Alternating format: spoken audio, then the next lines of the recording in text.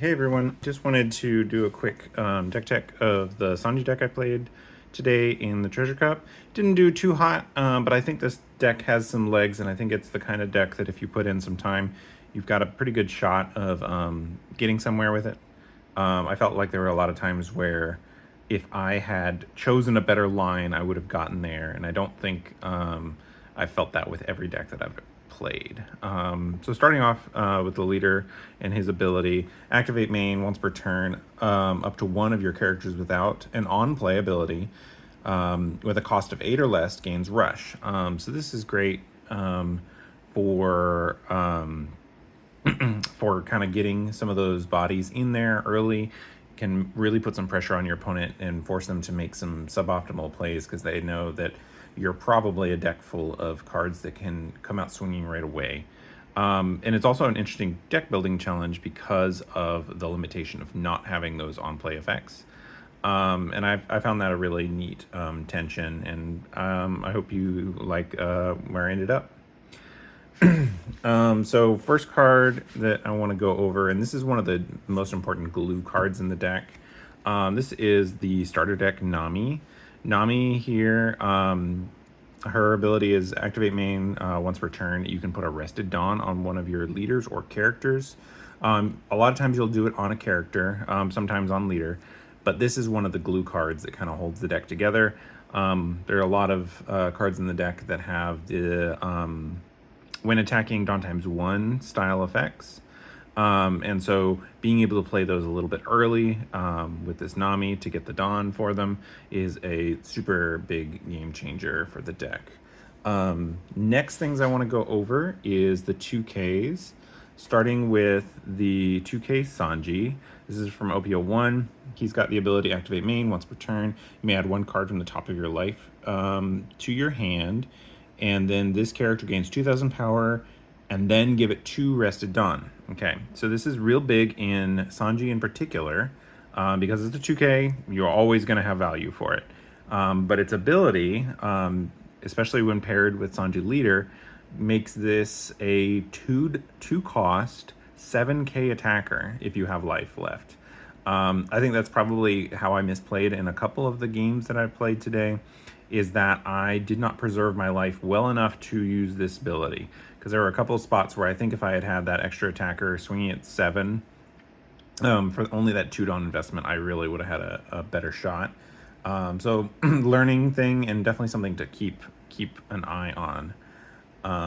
Next 2K we have is 4 of the ST10 Jinbeis. His ability, Dawn ×1 when attacking, give up to one of your opponent's characters minus 2,000 power during this turn.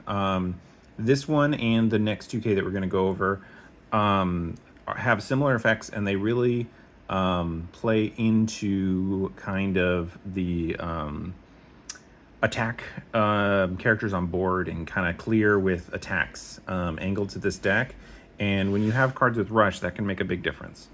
So I found this one real good. I might need to change the ratios between this and the next card that we have, Otama.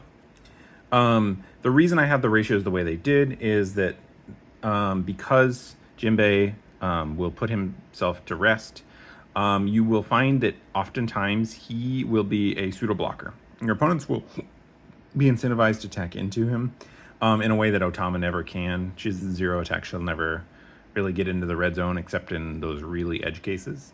But Jinbei, you will pretty frequently play him out, especially when you've got Nami, swing for a 3 and minus 2 something. A lot of boards in this current meta have 5K bodies, so that's 3K is enough to get a card out of their hand attacking into a 5K body after you've reduced it to 3. And then you get to take advantage of the fact that their character is rested with the rest of your Dawn, because it's only a 2 Dawn investment if you've got your Nami's on board. And if you... There are definitely games where I've played it out ahead of time, knowing that they couldn't deal with it, so that I could save Sanji's ability for some other cards on that same turn. Now that we're done with the 2Ks, there's only 9 of them. It's kind of a tough thing in this deck because I feel like you can't invest too much space into your 2K bodies because you need to have enough bodies to really get in there, and you don't have a good amount of card advantage elsewhere, so you need to kind of take your bodies where you can. So getting into the bodies of the deck, first one we're going to go over is the new starter deck. Which starter deck is this? This is starter deck 15, Ace. So notably, he does not have an on-play ability, which means that your leader can give him rush. So even though he doesn't gain rush from being in a Whitebeard Pirates type leader, you do get the rush still because of your leader ability. This one can be real key against decks like Lucci. Sometimes attacking with it, sometimes not, and kind of just forcing him to make some awkward plays to get him off the board because of his protection ability, which reads, once per turn, if this character would be removed from the field by your opponent's effect, you may give this character minus 2,000 power during this turn instead. Notably, unlike the Marco abilities that let you revive them, if they reduce him in cost and then KO him, the cost reduction sticks around. He just gets, it's an instead of resetting him like what the Marcos do. Important distinction when you're playing against black, because there's a couple ways where they can reduce him and then KO him twice, and you only get to protect him the first time. The next 8 cards are big ol' vanilla cards. These cards are really great at challenging board and forcing your opponent to go face just because it's so inefficient to attack into them. So we've got 4 of Kingdu and 4 of Thatch. These are great just for bullying your opponent off the board. I found that in my playtesting, they can go pretty good into Doflamingo, where you can really force your opponent to just be on the back foot with you having board. And if they haven't gotten enough Jinbeis to go wide on you, then you can oftentimes clear their board as soon as they're playing it. You've just got big bodies that they can't feasibly attack into and keep producing board. So you can draw the game out enough against Doflamingo to kind of get there. The next card is one of the last ones that I include in the big bodies, and he's got some extra text on him. So this is Wapple.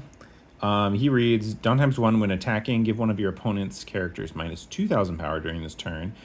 Then this character gains 2,000 power until the end of your opponent's next turn. So that last bit there is really important because he functionally is a 7-Don 9K. So he's just like the next one in the vanilla thing, but he also gives the minus 2K to one of your opponent's guys. The next cards that I'll go over will kind of show how that can be important. But even just on its face, being able to reduce something means that it's either less effective as a blocker or something that you can swing into with a lot of things. And then that persistent value of it sticking, his power sticking around until the next turn, that can make a big difference, because attacking into an 8K body on defense or dealing with a 9K body on offense is really hard for a lot of decks to deal with. So the next cards that we're dealing with are 3 of Robin. She reads, downtime 1 when attacking, KO one of your opponent's characters with a cost of 3 or at a power of 3,000 or less. So Otama, Jinbei, Wapol all have ways of reducing power. So with one of those effects, you can KO 5 costs, which, like I was mentioning earlier, is a pretty large percentage of the meta right now, due to Doflamingo and various other spots where you can get kind of good KOs. Other than having one of those minus 2K effects, there are sometimes just cards that just don't have any power. So Rebecca is a real big one. Being able to rush this out and KO Rebecca, they may be planning on keeping up the blocker and they just don't have access to it. It can work a lot like an unblockable thing. And that downtime 1 means that it's it gets up to the 4,000 goes to 5. So it's a perfect attacker with exactly what you need. Whereas Jinbei can sometimes be a little awkward with his times 1 effect. Robin fits that nicely. Also, other cards that you can get that without needing any reduction, the Little Brothers from BY Luffy or Blackbeard from Dofi.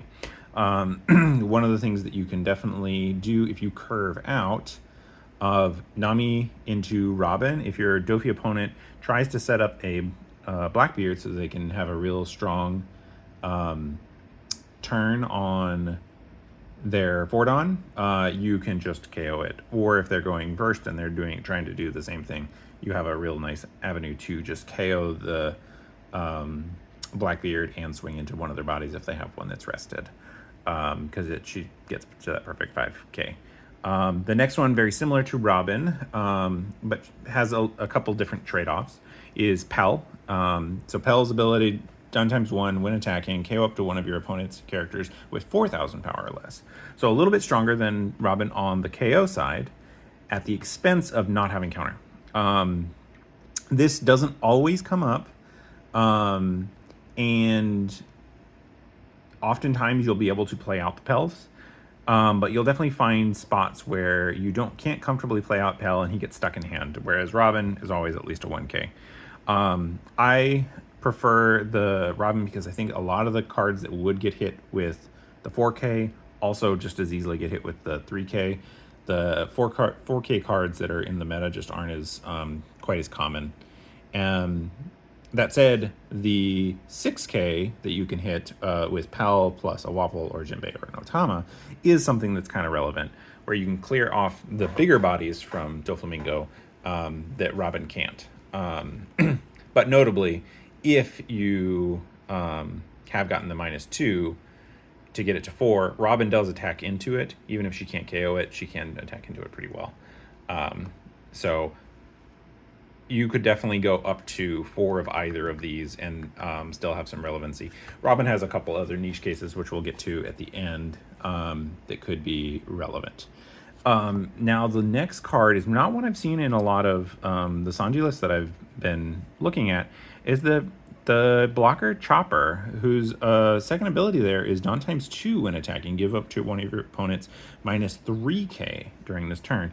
This card has overperformed for me in most cases where I can actually find the space to do it. And actually, in one of the games that I played in the Treasure Cup today, if this had been the card that I'm often seeing in the decks for Sanji, if it had been the other card that I'm seeing, which is the blocker Marco, I would not have been able to weave the line that I did, mainly because of the 3 cost. But the -3 on his ability, it can be really pivotal. It helps get things into range for Robin if you've got an extra Dawn. It is a Dawn times 2, so it's sometimes difficult to use in that regard. But the -3 can really cripple some big threats and make it to where your leader and a couple of your vanillas can really clean up board in a way that your opponent really just can't interact with. And so I found that this Chopper overperformed. There'd be a lot of times where I'd attack with it, put something -3, and then my opponent would attack back to it, and it was just better for me to just defend it. I mean, if they have too many attacks and it's not too expensive to a thing, just defend it. It will force them to go after it because it's going to be a natural blocker on its own at one point, and it also really messes with their ability to keep a board. Next, going into our top end, we have 2 of the Rayleigh.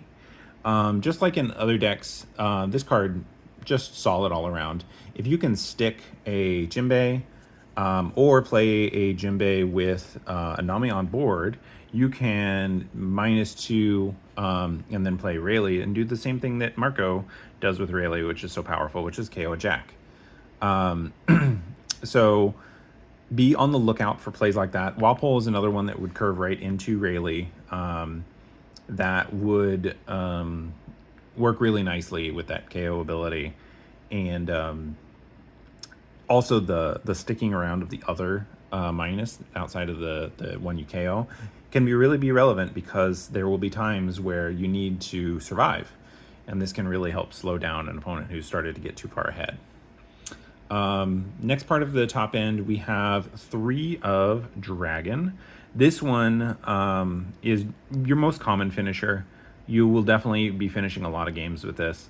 The on-play ability, even though it disables the synergy with Sanji, he has Rush on his own, and then the on-play ability lets you turn on your Wapples, your Nico Robins, your Pals, your Jinbeis in a way that you might not otherwise be able to, because if you don't have access to Nami, you might not have that extra thing. So you can, on curve, get KOs with your Pels or Robins, plus swing 9 into their face.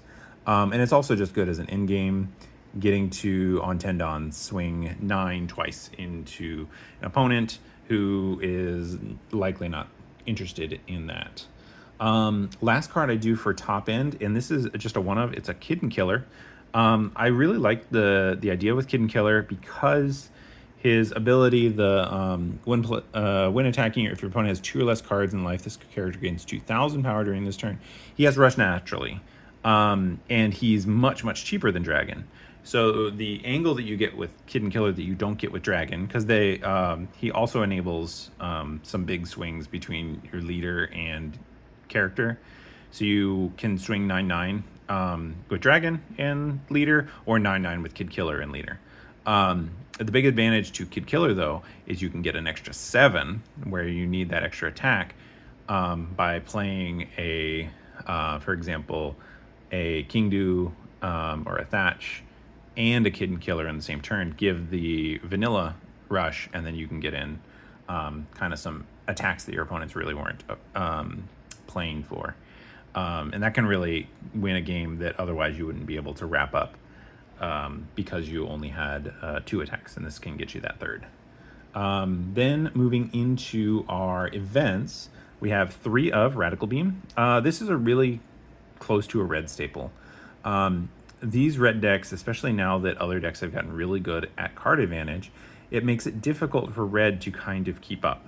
And one of the ways you can keep up is by going low on life and then instead of using 2k 1k or 2k 2k, you can just use a single card at the cost of 1 Dawn, which you usually have. The top end here caps out at 8, so you usually have at least 1 left over if you need it. And being able to get 2 cards worth of value out of 1 card is one of the ways you can kind of catch up in card advantage at the end.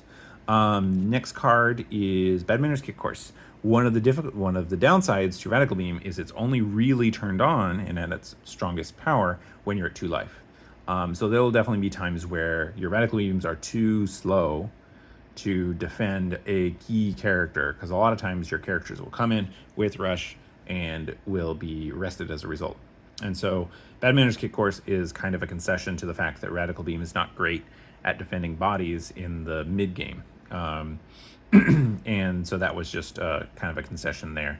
You also run a fair bit of Bricks, Rayleighs, Dragons, Kid Killer, Pell. And so that you can get bricked up a little bit. And there will be times where you need to have 2 events up, and you can only really afford to hold up 1 Dawn. Final card, and this is definitely a red Straw Hat leader, will show up in every red Straw Hat leader, probably in perpetuity. This is Diablo Jambe. Main, select one of your Straw Hat crew type leader or character cards. Your opponent cannot activate blocker if that character or leader or character attacks during this turn. So a lot of times you will force your opponent, and you can kind of force them into a checkmate position where you force them to 1 or force them to 0 on an earlier turn by just playing out your big vanillas and just swinging big. Don't even worry about trying to play extra body. You are just trying to get them to 0 so that on the following turn you can 14k with your leader, unblockable Jambe, and that can really just wrap up the game a lot.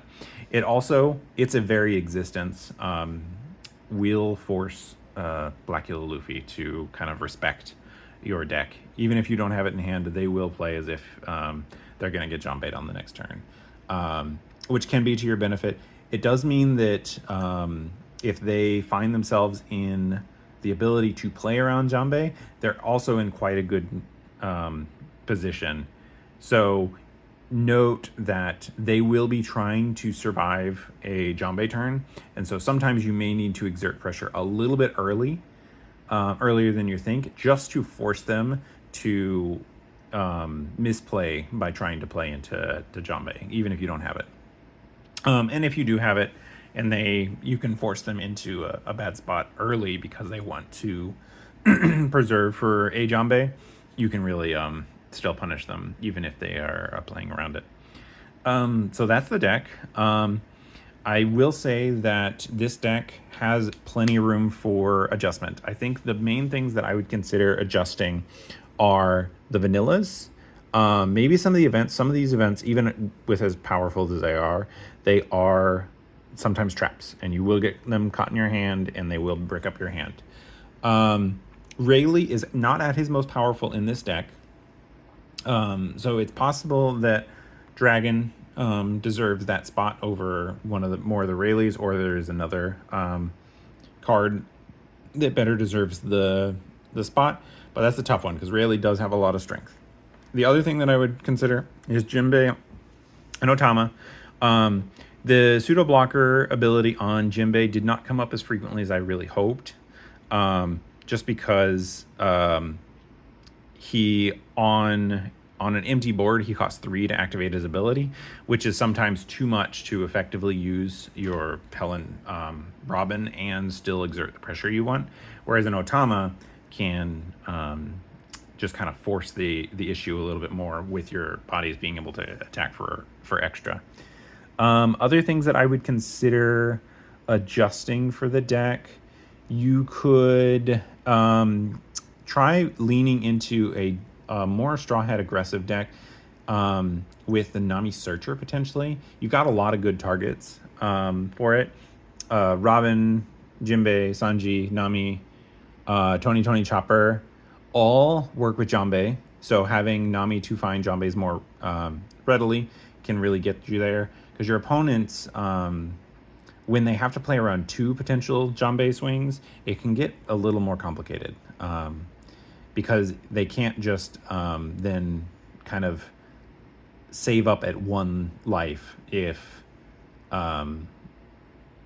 they have to contend with more than 1 Straw Hat, is what I'm trying to say. Especially when Robin is one who threatens the blocker anyways.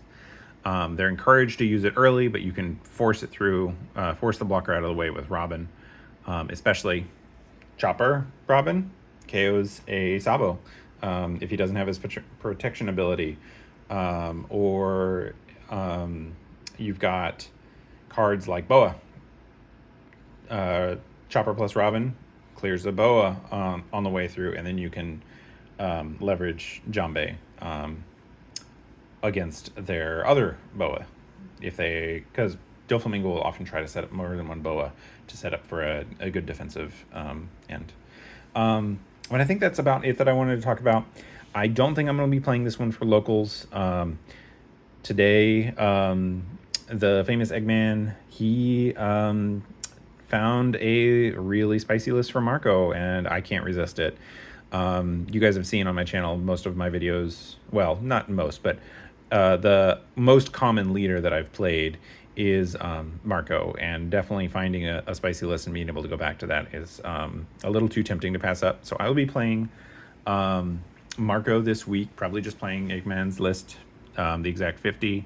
Might find room for 1 spicy card, just because I like to have my spicy tech cards that people can't predict. But yeah, that is where we're at, and I will talk to you guys later. Adios.